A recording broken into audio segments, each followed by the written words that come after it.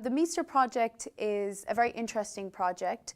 It's looking at good practices, it's looking at cities that are in need and then cities that have good practices and finding a match. So I guess the belief is that migrants often in some cities don't have the same opportunities. Maybe they don't have access to the same education, and that has an impact on their employability and then of course on their social inclusion. So the idea of MiStra was to look at cities that had good practices and try and transfer them to cities that needed those good practices. So 4 cities were identified, and then there was a matching situation where we matched cities based on what they needed. And then the idea was, over a series of 3 workshops, the model that was chosen by that city would be transferred to that city, which is a lot easier said than done. But at the moment, we're working really, really hard on transferring these models. And the idea is that to improve the situation for those migrants and the minority groups in that need city. So we've got Prague, Toronto, Budapest, and Burgas. So these migrants in those cities, they need something, and we are going to use these models to improve their situation and to hopefully make an impact on their lives.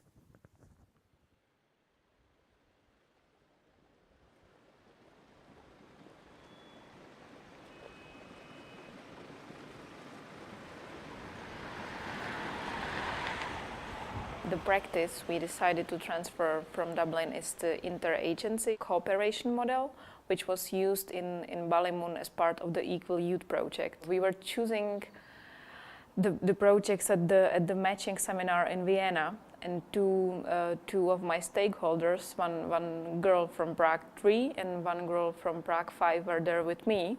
And when they heard Julie's presentation about the Equal Youth, they say, okay, this is what we need. Let's try it. We want this one. We had a lot of young people, hard to reach young people with maybe early school leavers, hard to reach, had maybe some criminal backgrounds, and really were not engaging in our services or often in any services.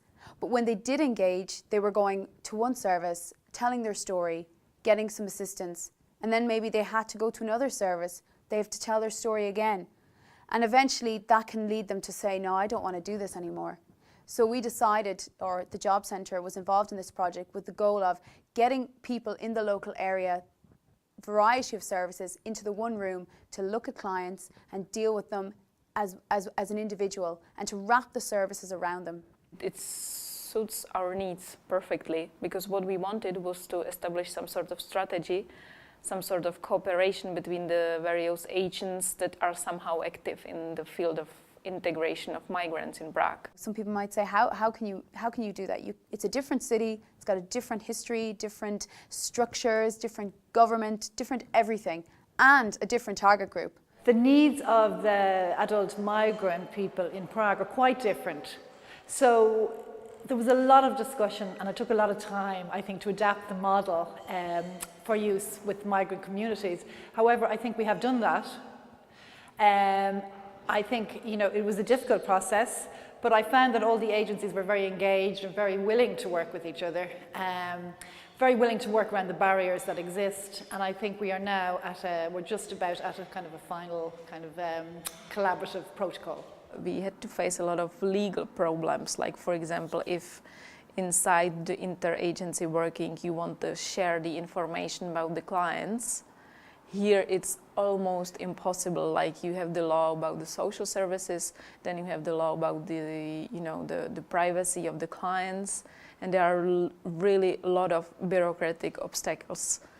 I think that there is a problem that we as a municipality sometimes don't know what the organizations really do, what they can offer to the client.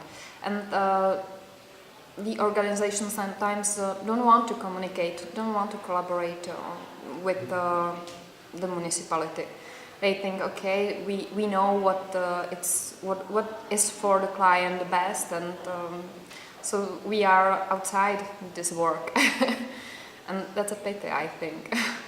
Třeba k té informovanosti mám to, že nedochází k těm pravidelným schůzkám a ta nabídka třeba z hlediska projektů, z hlediska těch služeb se strašně rychle jako mění. A to znamená, že jako ty městské části ani nemůžou mít přehled o každý neziskovce třeba v Praze, která nabízí těm migrantům nějaké služby. A vy třeba jako The idea was, could we sit down, could we work out a protocol that we as agencies could work together for the benefit of our clients. Could we find a way of sharing information about the client that's still respecting all the client's rights in order to progress the client's future? So that's really what we were looking at. Can we communicate as agencies and can we have a common goal? Základní předpoklad, abychom mohli sdílet klienta a třeba si ho nabízet na nějakém trhu těch kontaktních osob, které tam budou a se všemi těmi nabídkami, tak vůbec je ta základní informace o tom, jaký projekt ta organizace má, jaká je cílová skupina a jaké různé aktivity nabízí ta organizace. To je úplně základní ještě stavební kámen vůbec toho, abychom přistoupili k tomu sdílení toho klienta napříč členy nějaké platformy, která se později možná vytvoří. Takže možná z hlediska to, že budeme sdílet klienta, je možná trošku další proces, možná i 2 roky, nebo rok. Ale ten první předpoklad je vůbec změna těch základních informací o projektech, cílové skupině a o službách, jaké nabízí konkrétní organizace. A díky, že jsem tady mluvil.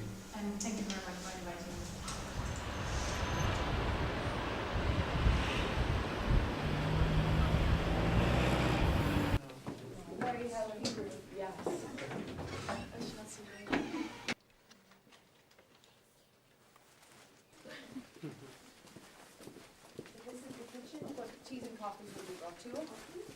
We have a training room down there for like the computer suite, and this is the toilets. We want to learn how to work structuredly together, because you can't just take 5 or 6 organisations, bring them together and say, okay, here's a list of clients, sort them out. People will sit there, and this has happened in Prague, well, we can't share this information and we can't share that information because it's our company policy. So you need to have structured protocols, confidentiality statements and trust built up over a period of time to enable that kind of working. So you might walk into the building, I am a probation officer, I work for the Department of Justice, that's my job. But when I walk in here to the Equal Youth meeting, I am part of the Equal Youth Network. So and that lot of work went into each organisation being willing to allow that probation worker to come in and talk freely and to share information. That takes a lot of work. But once they're in the building, they're like a little group and they all can trust each other and share information about their clients. There is no, I can't talk about that. But I have to say I did really enjoy the visit of the integration center in Dublin, because what they do is some sort of advocacy, lobbying maybe a little bit, and I think this is really important. It's an important part of job of any NGO who really wants to change something. You need to be good at advocacy. You need to know how to push your topics, how to push your problems to the politicians, to the local authorities. So I was really impressed with their job. Like, for example, they are preparing some sort of strategic documents for the local governments in Ireland, and they are doing it in a really, comprehensive and really funny way. Like, it's not like a book with 100 recommendations, but it's just a small brochure with a lot of pictures, and it's a really great example of how to do advocacy in a really effective way. This, for example, is one we produce every year, and another one will have to happen in June, and it monitors integration in 4 main areas set by the EU at the Zaragoza conference, I think it was in 2009. So it's social inclusion, active citizenship, education and employment. So it's statistical analysis, and usually quite interesting, and they'll choose like a specific topic each year. So I think in this one it's racism that takes precedence. This is something that we produce to advise and lobby government basically, and it's done in this very simplistic traffic light system of where their policies are and if there's been any progress, and if nothing has happened or if it's stalled, and basically saying what the problem is, how they could fix it and how much it might cost. Would you like us firstly to... No. We'll sit down and then we do a bit of introduction. Perfect. Find out what the expectations are, and then we'll give you a quick run around about what we do, Great. something about Ireland, and then we take it from there. Immigration is a permanent reality in Ireland, because initially there was this sense of people are coming here, when we have no jobs, they will go. But as you know, don't need to tell anyone, there is not such a thing as temporary migration. Yeah, everybody says you go and you come back. If there was temporary migration, we wouldn't have 80 million people in the United States calling themselves Irish. So if somebody comes here, they are applying for citizenship. If they can't do it, we help them to fill the forms. If necessary, we can go to court if we feel their file was not treated properly. In terms of migrants, obviously, we can't help everyone and we can't let everyone in. So today we are focusing on 2 groups of migrants: victims of domestic violence and victims of trafficking for sexual exploitation. Well, I'd say my main impression right now, at this moment, is that the MiStra project turned out pretty differently from what I imagined at the beginning would be the results. But it's still good. I mean, I learned a lot, and I had to be flexible. Not just me, my stakeholders, my collaborators in the project, they had to be flexible as well. So my impression is, you never know what you learn on your way. It might be something different from what you expected, but it's still very useful. The strength in it is that it's the openness of the participants, that at the workshops, there's a huge amount of openness and recognition of quality of the good practice that they now have on their laps, and they can use this, and it's not costing them any money. Yes, their time to come to the workshop and their organizations are allowing them, which is great, but they see the opportunity that they have, and they have said there is nothing quite like this available to them. So I would take that from them, that obviously it is something unique and something good and something different and something that allows them to really make an impact.